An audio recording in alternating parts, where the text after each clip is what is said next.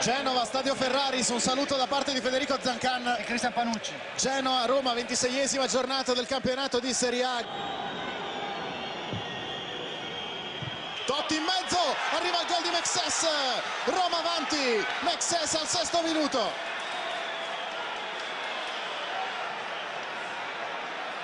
Ottimo il corner da parte di Totti, Mexes bravissimo, forte fisicamente. Fischia Arsato, va Totti di potenza, un'altra deviazione, Burdisso, 2-0 Roma, in gol i due centrali di difesa. Le palla da parte di Totti, forte, tesa, Burdisso è stato bravissimo a toccarla leggermente e mandarla sul palo, questo è veramente un grande gol.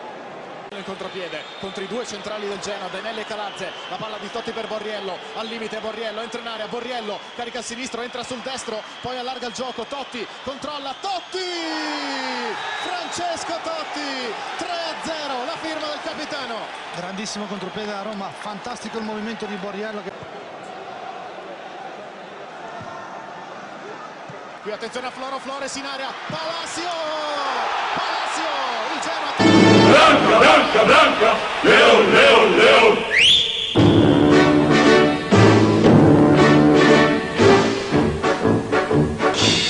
Leone verde, insomma, gialla, gialla, mano Blanca, Leon, Leon, Leon, Leon, Leon, Leon, Blanca, Blanca, Leon.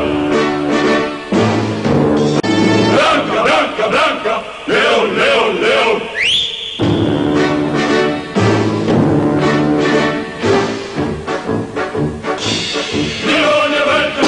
Gialla, gialla, mano Blanca, Leon, Leon, Leon, Leon, Leon, Leon, Blanca, Blanca, Leon.